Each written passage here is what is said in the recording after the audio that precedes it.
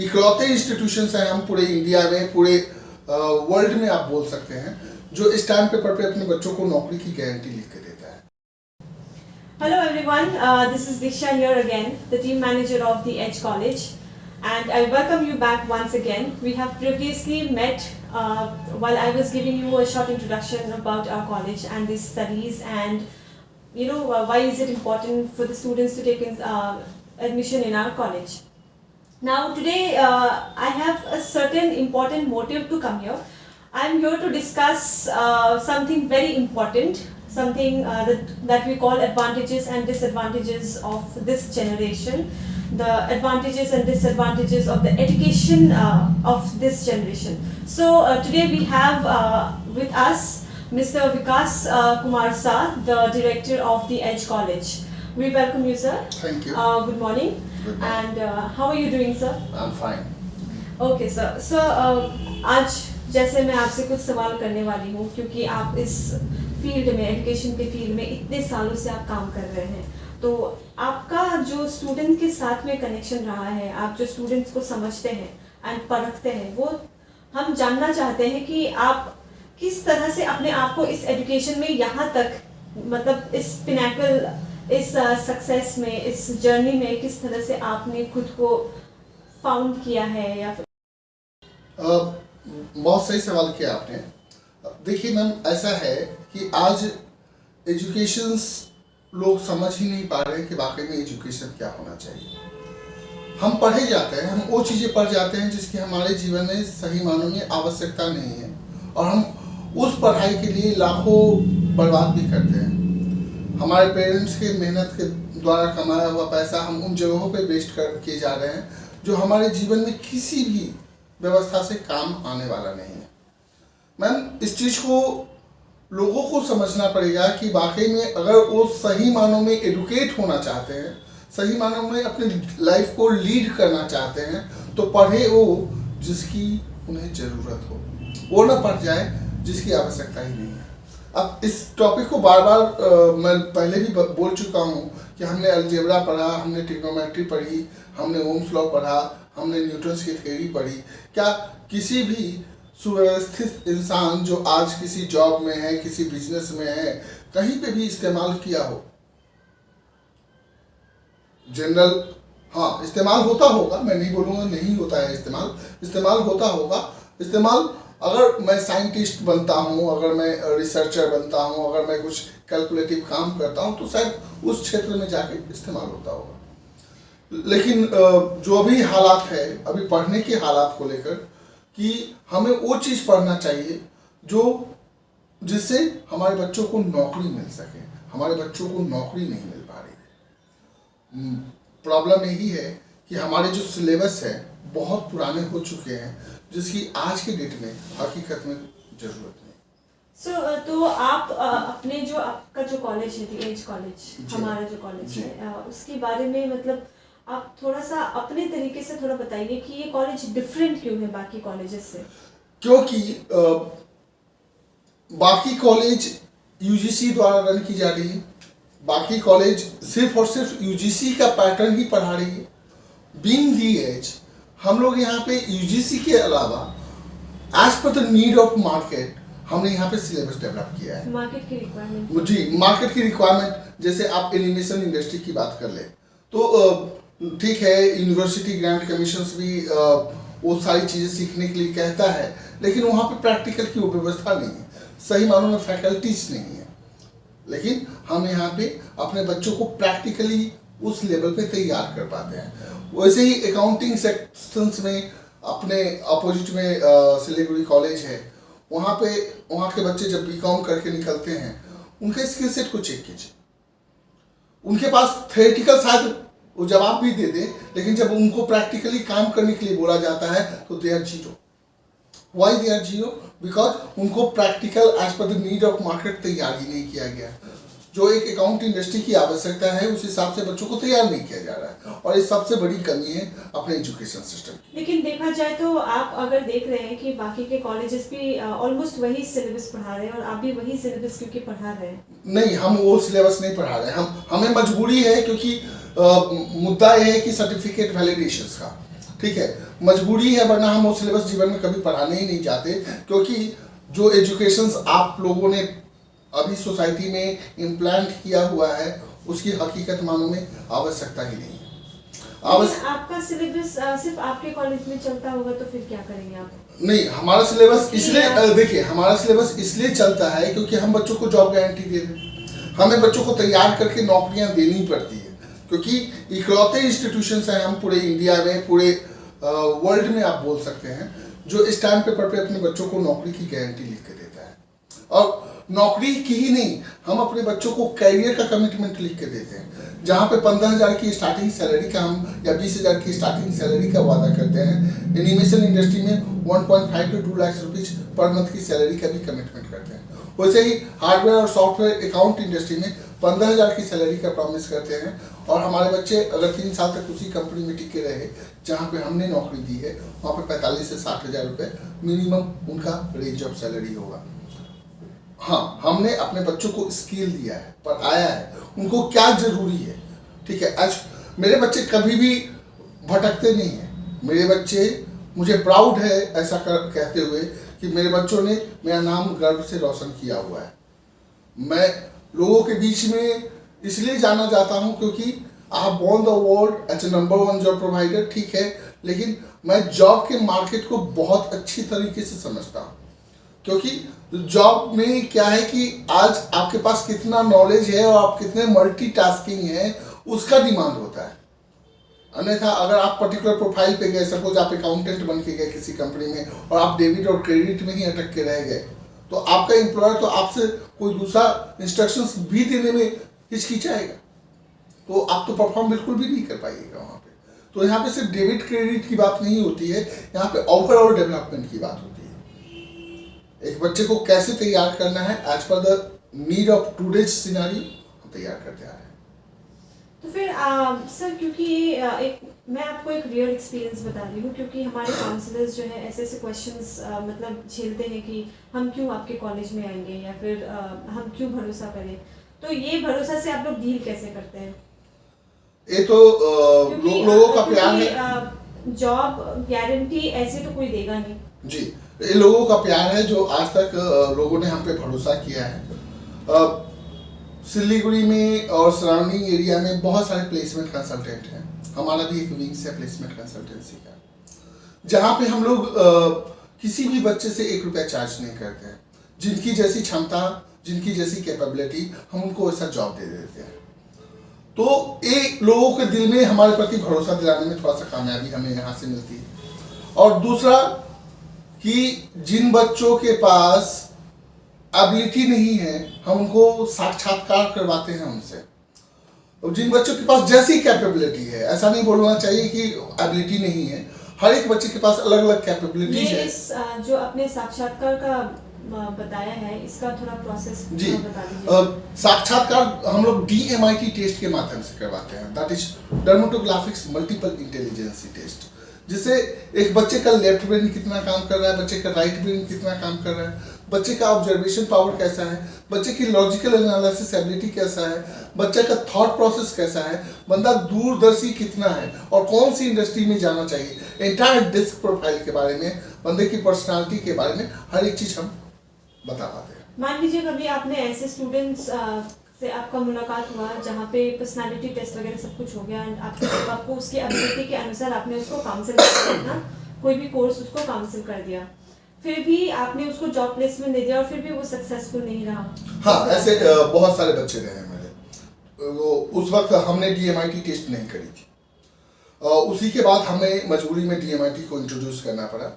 ये 2003 से हम लोग जॉब गारंटी कैरियर कमिटमेंट देते आ रहे हैं डिफरेंट कॉलेजेस के, डिफरेंट यूनिवर्सिटी के माध्यम से अपने बच्चों को।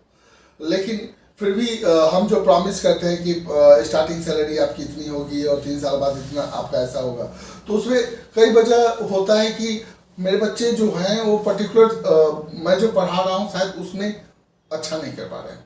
मेरे फैकल्टी का फीडबैक भी आता है कि sir that particular student is good in singing, good in dancing, but can't understand what we are teaching. तो उस केस में हमें उनके पढ़ाने के तरीके को इंटायरली बदलना पड़ता है। हम उनको रियल लाइफ प्रैक्टिकल के हिसाब से पढ़ाने की कोशिश करते हैं, जो जीवन में ज़रूरत है उस हिसाब से पढ़ाने की कोशिश करते हैं। और हाँ, एक जो सीन आया था कि कुछ बच्चों को जॉब तो मिल गया लेकिन वो करियर नहीं बना पाए, तो उसके पीछे हमने जो जज किया था, जैसे बच्चे आए, एडमिशन्स लिए, बीसीए का कोर्स करेंगे, बीसीए विद सॉफ्टवेयर इंजीनियरिंग का कोर्स किए, और वहाँ पे उनके थॉट में सिर्फ और सिर्फ बड़ा आदमी बनना है। उनके थॉट में ये नहीं पता कि कैसे बड़ा आदमी बनना है। उनके थॉट में सॉफ्टवेयर डेवलपमेंट का कोई प्रोसेस ही नहीं है, सॉफ्टवेयर डेवलप करना है नहीं करना है इसके बारे में कोई आइडिया नहीं, ठीक है। हाँ, जबकि वो सीखे हैं, सब कुछ आता है, लेकिन करने की कोशिश नहीं कर रहे। क्यों? क्योंकि उनको लगता है कि नहीं यार, मैं शायद कुछ और कर सकता हूँ। और ये सारे कॉलेज के साथ हो रहा है, सिर्फ अपने कॉलेज के साथ नहीं, ठीक है। ये पहले हुआ करता था, अभी तो इस DMIT ने इस चीज़ को हटा दिया है। सारे कॉलेज में आज भी बच्चा चला जाता है कि मुझे BCom करना है, ठीक है, वो भर्ती हो गया। क्या वाकई में वो बच्चा BCom में परफॉर्म कर पाएगा? BCA में परफॉर्म कर पाएगा? वो BCA का भर्ती हुआ, BCA में परफॉर्म कर पाएगा? ना वो बच्चा जानता है, ना उसके पेरेंट्स जानते हैं, ना ही वो कॉलेज अथॉरिटी जानती है कि उस बच्चे की क्या कैपेबिलिटीज है, ठीक है। अब बच्चा तो पढ़ने गया क्योंकि उसके माँ बाप चाहते थे कि मेरा बच्चा BCA करे, ठीक है। बच्चे के दोस्त चाहते थे कि मेरा दोस्त BCA करे।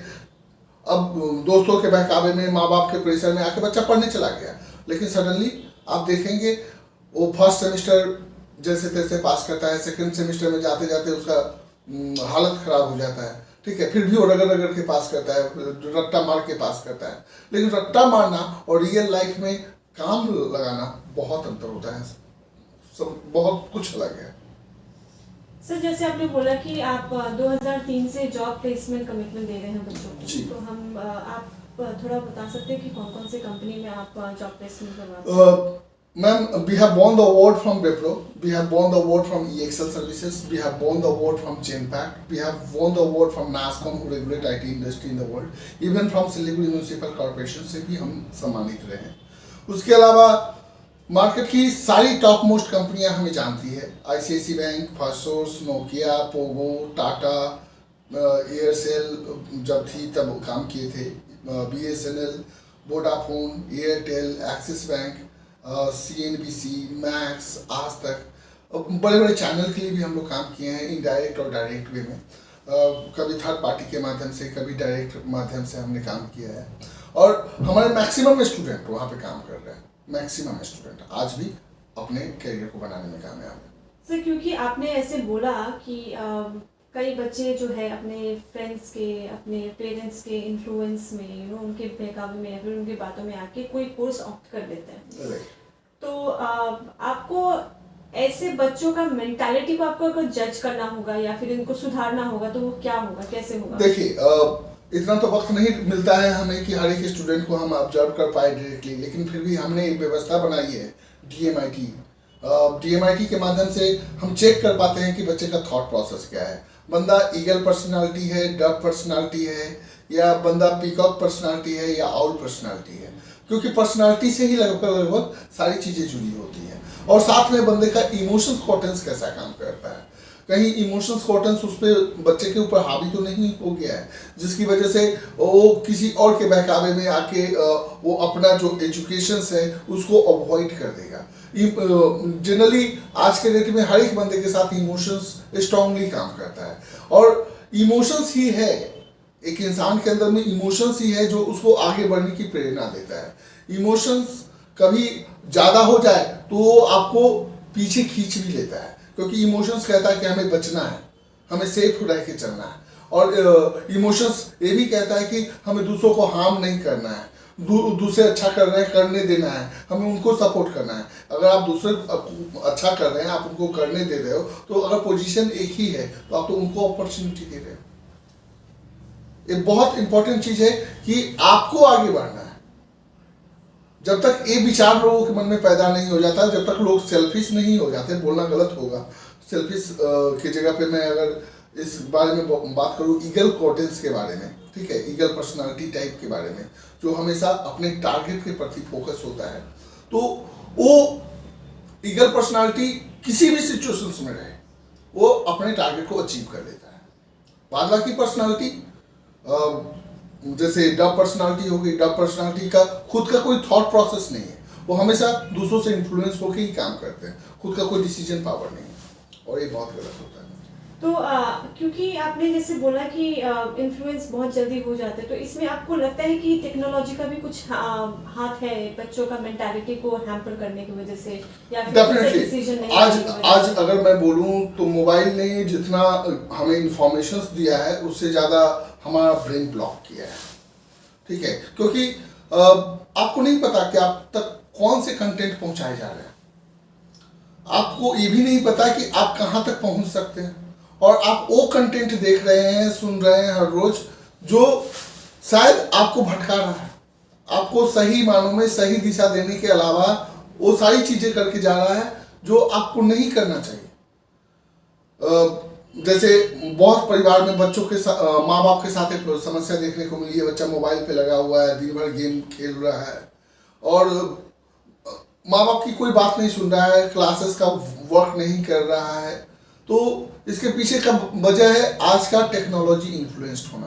तो सर जैसे आपने मेंशन किया कि टेक्नोलॉजी की वजह से बच्चों का काफ़ी ज़्यादा मतलब हैम्पर हो रहा है, मेंटली भी हो या फिर पढ़ाई हो या फिर ऐसे जैसे करियर में आगे बढ़ने के लिए हो, और आपने बोला कि उनको भी नहीं पता है कि ये टेक्नोलॉजी का इन्फ्लुएंस जो उन पे है वो कितना डीपर है और कितना आगे तक लेके जाएगा, उनको भी नहीं पता है।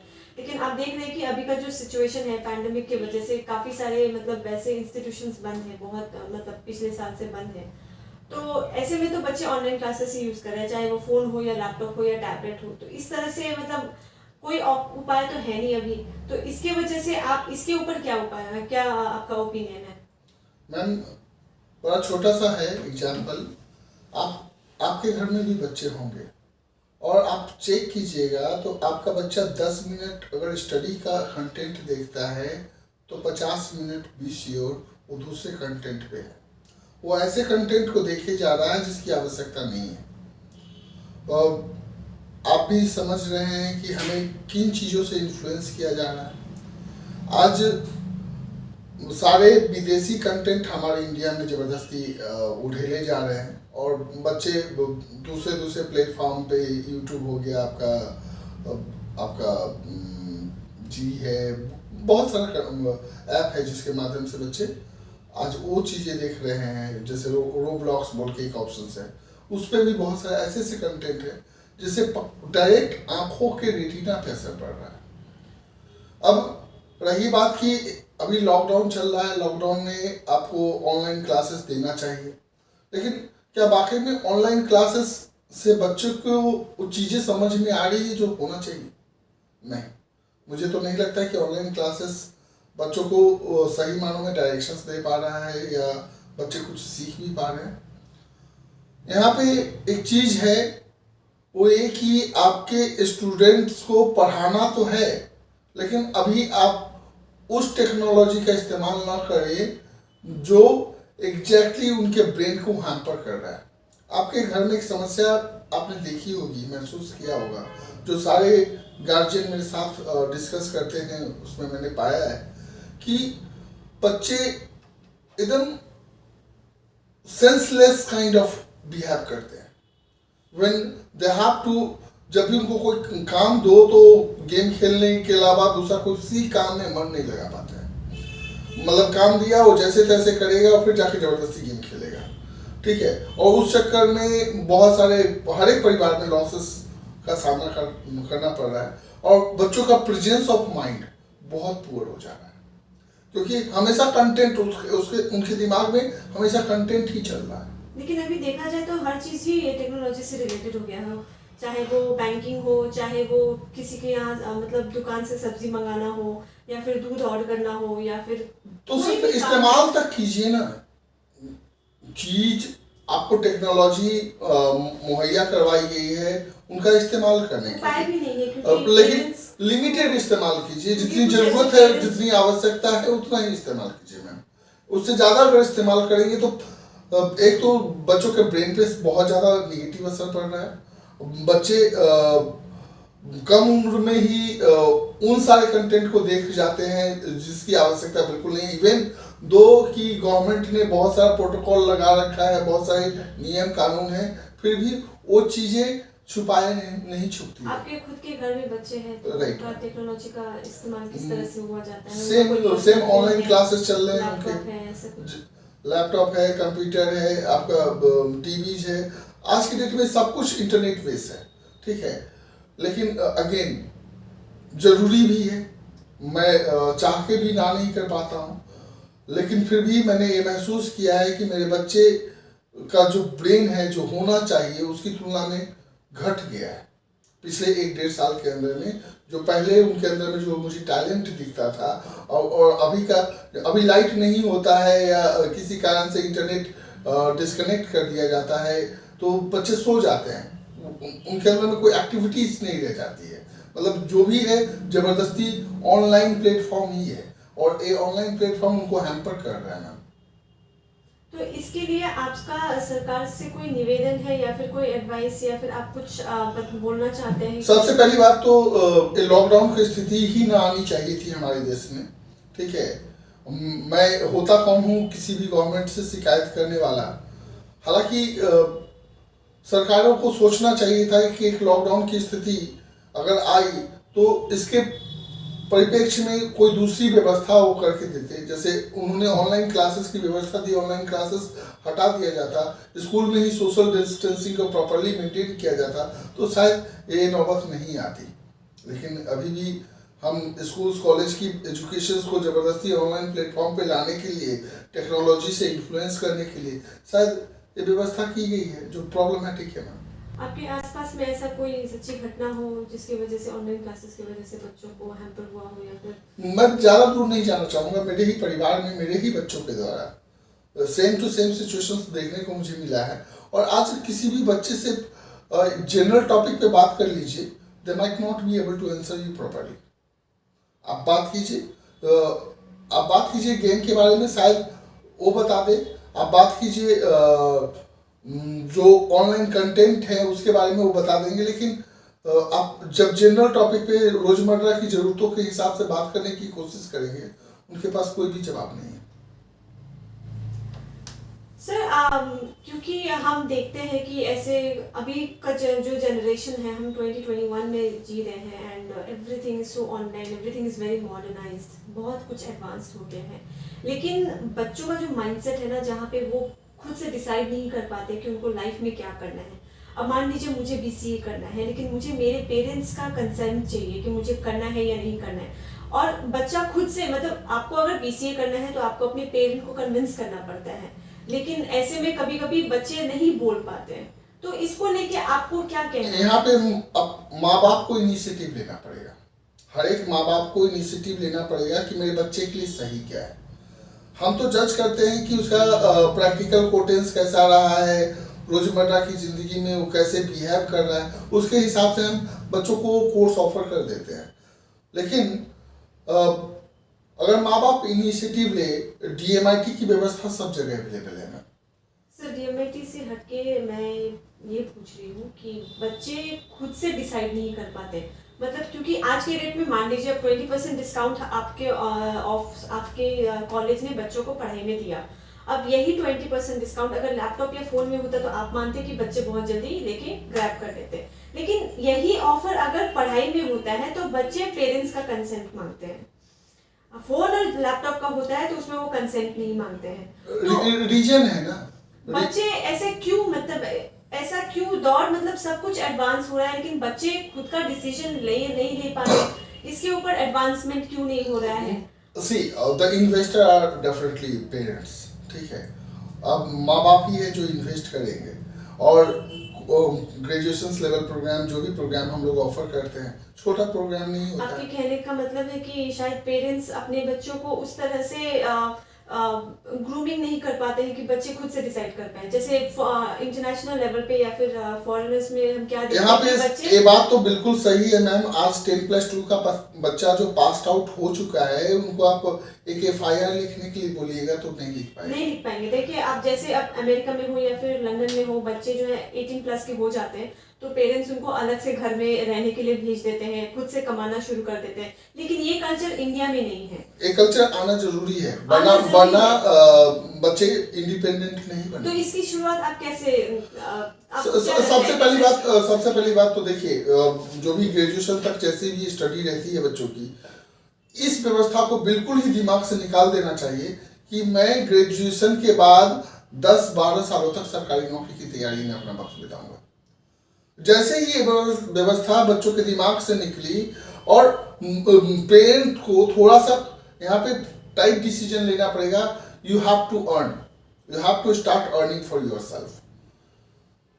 जैसे हमारे बंगाली समाज में है कि बच्चे बड़े हो जाते हैं, मैच्योर हो जाते हैं, तो जिम्मेदारी दी जाती है कि आप बाहर जाओ, अपना खुद कमाओ और हम इवन घर का खर्च भी चलाओ, ठीक है। लेकिन एक दूसरे समाज में एक चीज नहीं पाया गया, खासकर नेपाली बिहारी समाज में, they take care of their child till the and.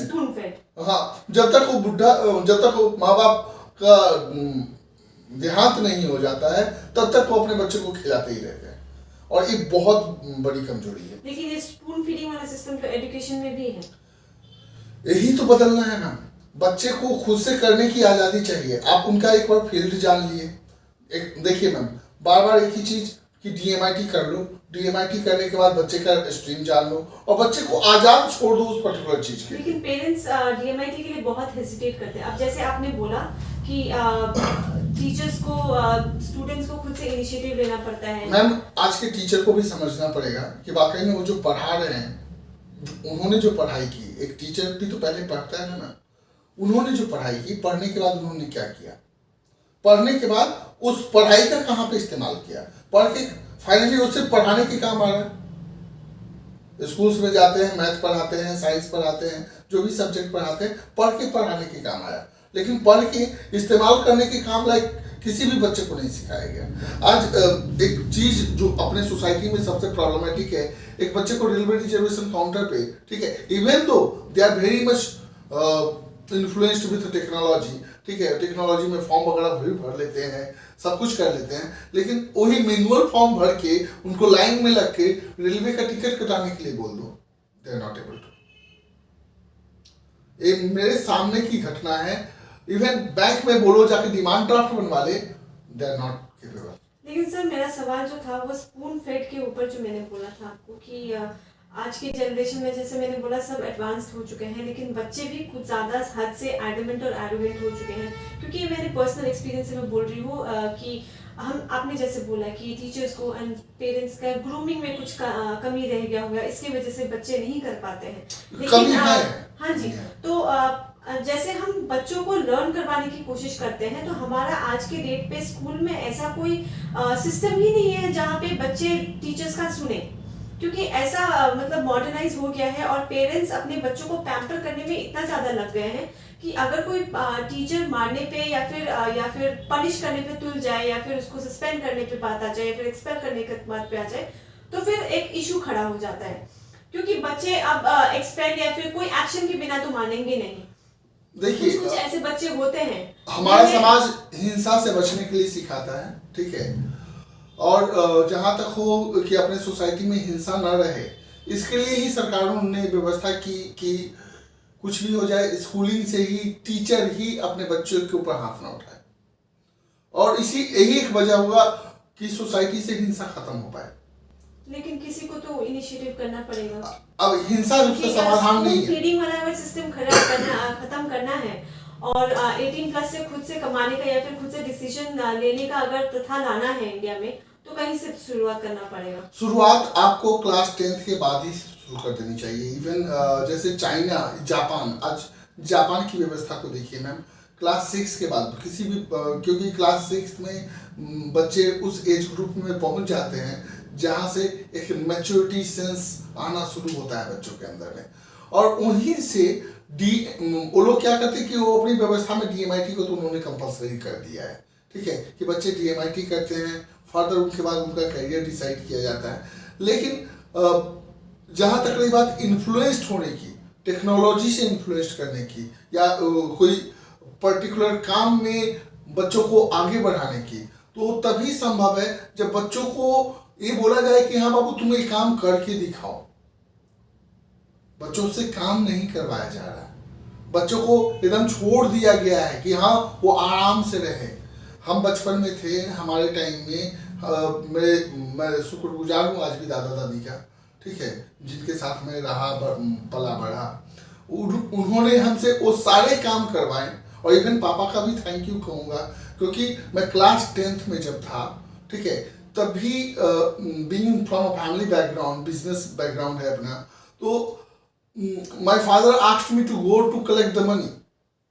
मैं वो जो हम लोग सामान बेचते हैं वहाँ से पेमेंट कलेक्ट करके दूर दूर से हजार किलोमीटर दूर तक मेरे को ट्रैवल अकेले करने के लिए छोड़ दिया गया, और जेब में 5-5 लाख 10-10 लाख रुपए कैश लाने के लिए छोड़ दिया गया, अकेले ट्रैवल करने के लिए। हिंदी में कहावत है कि रस्सी आवत जात से सिर पर पड़त निशान। तो बिना प्रैक्टिस किए हुए कोई भी बच्चा एक्सपर्ट नहीं बन पाता है, और बच्चों को प्रैक्टिस करवाना बहुत जरूरी है।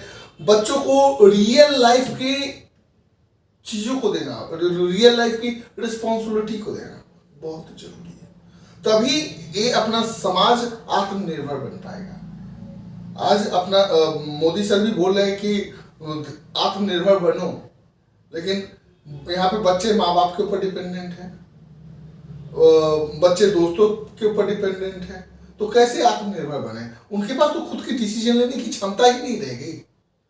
बच्चों को डिसीजन लेने की क्षमता का तो तब पता चलेगा जब सारे ऑप्शंस बच्चों के सामने खोल दिए जाएं, और बच्चे हर एक ऑप्शंस में अपनी स्किल्स को चेक कर ले। और ये स्कूल को करवाना चाहिए कि वो बच्चों का ऑप्शंस चेक करे, बच्चों की कैपेबिलिटी चेक करे। ये नहीं कि मैथ चेक कर लिया, हाँ मैथ में अच्छा है, मैथ वाली इंडस्ट्री में चले जाओ। यार घूमना भी एक काम है।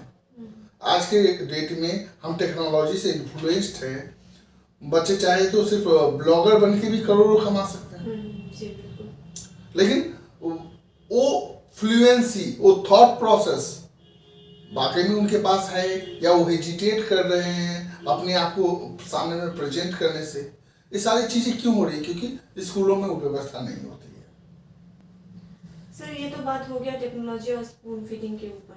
आपकी खुद की एक बेटी है जी मैम, तो एजुकेशन और डाउरी का तुलना क्या है और कनेक्शन क्या है, इसके ऊपर आपका क्या राय है? एजुकेशन और डाउरी, देखिए कुछ समाज में ऐसी प्रथा है कि लड़कियां दहेज देती हैं लड़कों को, कुछ समाज में ऐसी प्रथा है कि लड़के दहेज देते हैं लड़कियों। तो according to the financial structure of that particular society it was being developed, ठीक है। लेकिन आज के डेट में हमारा सोसाइटी आगे बढ़ रहा है। आज के डेट में हर लोग एक चीज को समझ रहे हैं कि भाई हर एक बंदा सेल्फ रिस्पेक्ट कमाना चाहिए, और इसलिए लोग आज के डेट में डाउरी का डिमांड नहीं किया जा रहा है। इवन लड़के लड़की को आज़ादी दी जाती है, भाई जाओ तुम्हें जो पसंद है उससे आगे बढ़ो, उसके साथ रिलेशंस को आगे लेके चलो। शायद ये व्यवस्था कुछ दिनों के अंदर में पूरे भारतवर्ष में अच्छी तरह से लागू हो जाए, लेकिन फिर भी गांव के कुछ पिछड़े इलाके हैं जहाँ पे आज भी जोर जबरदस्ती किया जाता है कि दहेज नहीं दोगे तो शादी नहीं होगी। तो सरकारें हैं इसके ऊपर, सरकारें अपना काम कर रही हैं, धीरे धीरे इन चीज़ों को सुधार लिया जाएगा जब तक लोग समझदार हो जाएंगे शायद।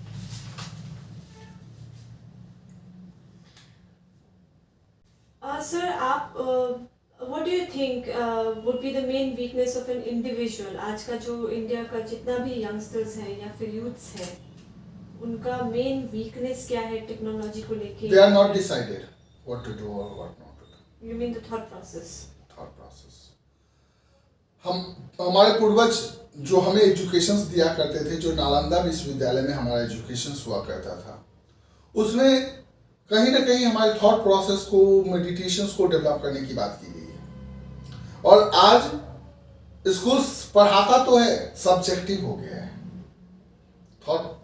थॉटफुल नहीं रह गया है। डिफरेंट प्रकार के इवेंट है, लेकिन फिर भी बच्चों को सोचने पे मजबूर नहीं किया जा रहा है।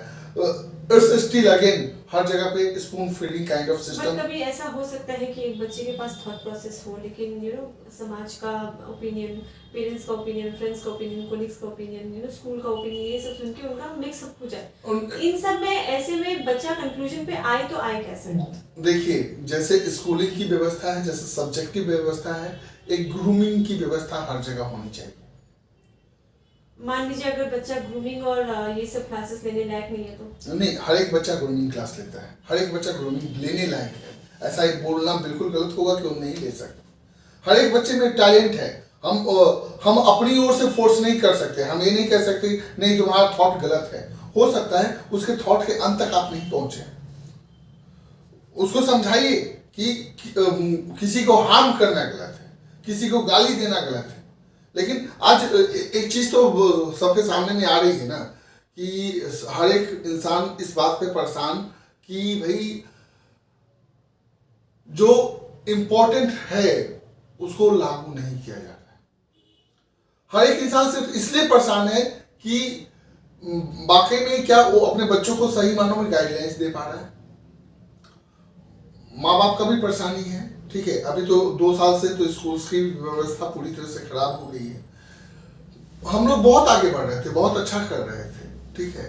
लेकिन अभी जो सिचुएशंस है उसके पीछे extra mental classes, I will suggest to the government कि एक्स्ट्रा मेंटल क्लासेस इम्प्लांट किया जाए, जो बहुत जरूरी है कि बच्चों को सही गाइडलाइंस दे पाए। बच्चे अलग अलग चीजों से परेशान हो रहे हैं, अलग अलग थॉट पे जा रहे हैं। आप अपने समाज में देख लीजिए, रेप की घटनाएं क्यों घट रही हैं? क्योंकि जो रेपिस्ट है वो भी तो कहीं ना कहीं किसी न किसी स्कूल के व्यवस्था से जुड़ा हुआ है, वो भी तो कहीं का स्टूडेंट है। तो उसके स्कूल में ये चीज नहीं सिखाया गया कि ये गलत है।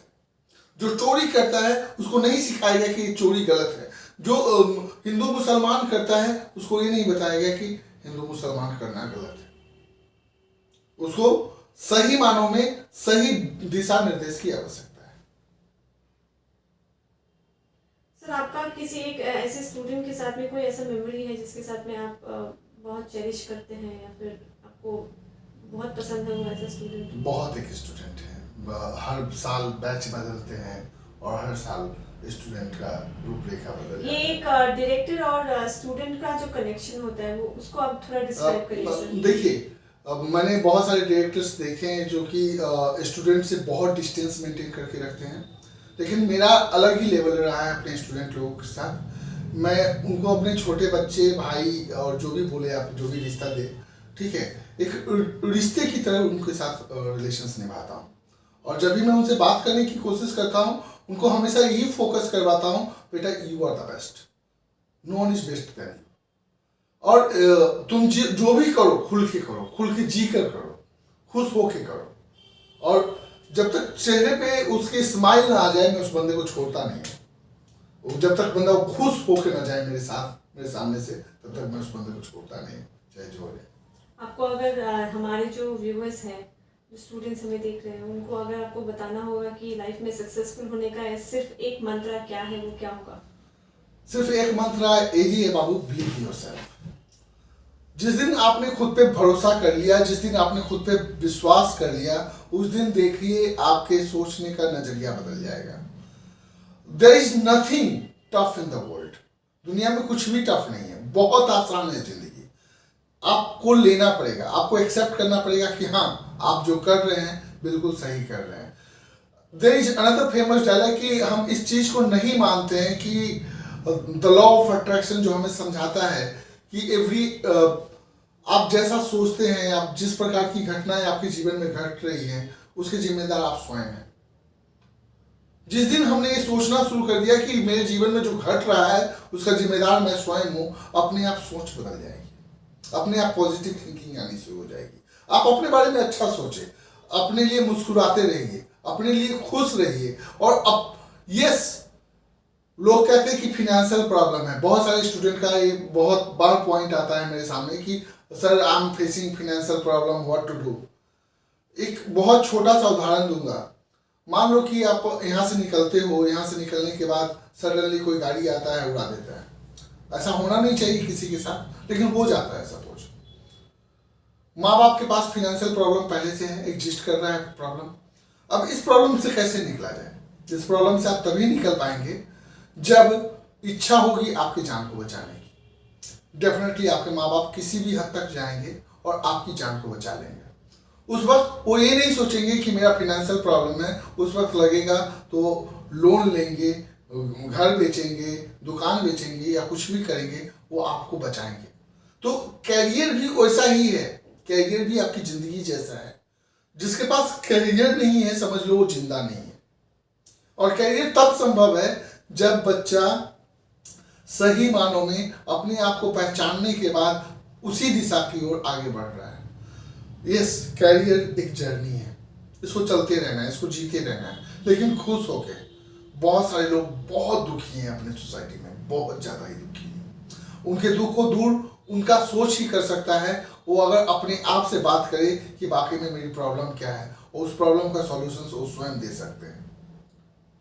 सर, क्योंकि हम जानते हैं कि हमारे जनरेशन में हम आज के जो बच्चे हैं उनमें टेक्नोलॉजी का ज़्यादा इन्फ्लुएंस है, तो लेकिन फिर भी कुछ तो होगा जो आपने इनसे सीखा होगा। अगर ऐसा कुछ है तो प्लीज़ बताइए। हाँ, मैंने पबजी खेलना इनसे सीखा।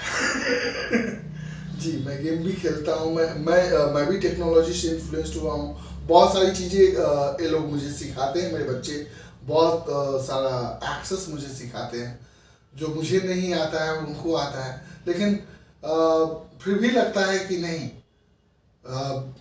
जो नॉर्मल लाइफ है उससे वो कहीं कट रहे हैं, नॉर्मल ज़िंदगी से वो दूर हो रहे हैं, और दूर होना बंद करवाना पड़ेगा। उसके लिए उनको टेक्नोलॉजी एक लिमिटेड टाइम के लिए दिया जाए बच्चों को। 4 घंटा, अब सुबह से शाम तक, जब से नींद खुला है, जब तक बच्चे सोते हैं तब तक अगर मोबाइल फ़ोन से कंप्यूटर से जुड़े हुए हैं तो एक तो ब्रेन, आँख दोनों खत्म, और वो सामाजिक भी नहीं हो पाएंगे। बच्चा फाइनली आतंकवादी बन जाएगा। नहीं बोलना चाहिए लेकिन ऐसा ही होगा। अगर वो सामाजिक नहीं हो पाया, समाज में कैसे जीना है, दोस्तों के साथ कैसे रहना है, उठना है, बैठना है, तो वो जी ही नहीं पाएगा हकीकत में। समाज से याद आया कि हम देखते हैं कि समाज वालों का बहुत रोल इम्पोर्टेंट होता है। फैमिली का कोई भी इशू है या फिर बच्चों का जो लाइफ है। देखिए, आज के डेट में समाज नाम का कोई चीज़ रह नहीं गया है। फिर भी हम एक समाज से बंधे हुए हैं, फिर भी समाज नाम का कोई चीज़ नहीं रह गया है। आप अपने जीवन में, अपने घर के अंदर में क्या कर रहे हैं उससे दुनिया को कोई लेना देना नहीं है। हाँ, आप उनसे कोई सर्विस ले रहे हैं तो उसका आपको पे करना पड़ेगा, दैट्स ऑल। इसके अलावा दूसरा कोई भी समाज मेरे एक्सपीरियंस के हिसाब से अगर आपके साथ मतलब मान लीजिए आपको अगर कहीं बाहर पढ़ाई करने जानी है, जहाँ पे मान लीजिए हम ऐसे फैमिली से बिलोंग करते हैं जहाँ पे लड़की कभी बाहर पढ़ने जाती नहीं है, तो हमें यूजुअली यही बोला जाता है कि अरे समाज क्या बोलेगा, लड़की अकेले बाहर काम करने जा रही है, बाहर अकेले पढ़ने जा रही है, अरे इंटरकास्ट मैरिज करेगी। नहीं, इस एंगल को दूसरे नजरिए से सोचा जाए, सबको खुल के जीने का अधिकार है और सब अपने अधिकारों का चयन स्वयं करता है। वो इंसान जैसा चुनाव करता है उस हिसाब से उसकी जिंदगी होती है। माँ बाप अरेंज मैरिज को इसलिए पुश करते हैं क्योंकि अरेंज मैरिज फिनेंशियल स्टेबिलिटी दिखाता है और लव मैरिज समहाउ नहीं दिखा पाता है, ठीक है। और मैं इस चीज़ को सपोर्ट करूँगा कि लोगों, मतलब लड़कियों के विचार में जो आए वो करें, क्योंकि मैं भी एक बेटी का बाप हूँ। मैं कभी नहीं चाहूँगा कि मेरी बेटी का जो ख्वाब है पूरे वर्ल्ड को घूमने का, उसमें कोई और तीसरा इंसान इन्वॉल्व हो और उसे रोके, ठीक है। मेरी बच्ची क्या पहन के निकलती है उससे दुनिया को ऑब्जेक्शंस नहीं होना चाहिए। हाँ, कुछ छिछोरे लोग हैं जो शायद ऑब्जेक्शन उठाए तो हाथी चले बाजार, कुत्ता भूखे हजार, वो वाली कहावत पे आप अप्लाई कीजिए, आधी तो बाजार में जाएगा। चलिए सर, अब इंटरव्यू खत्म होने से पहले आप as a director, as a teacher, as a mentor, as a parent and as a part of this community, अगर आपको कुछ मैसेज देना होगा एज अ पेरेंट को, मेंटर को या फिर कोई डायरेक्टर को, ऐसे बहुत सारे लोग guys, there are so many things to talk about. दुनिया में बहुत कुछ है बात करने के लिए, और मैं सबसे इम्पोर्टेंट चीज जो बताना चाहूँगा कि खुद को पहचानिए और खुद को कभी कम मत आकिए। जिस दिन से आपने खुद को पहचानना शुरू कर दिया उस दिन से आपके जीने का तरीका बदल जाएगा और आपकी ज़िंदगी में बहुत कुछ बेहतरीन हो जाएगा। कोई भी टारगेट के पीछे मत भागिए, बस खुश होके जीना शुरू कीजिए। Yes, you can do this. ये विश्वास करके आगे बढ़िए, आपके लाइफ में हर वक्त अच्छा ही होगा। इसके अलावा मैं और कुछ नहीं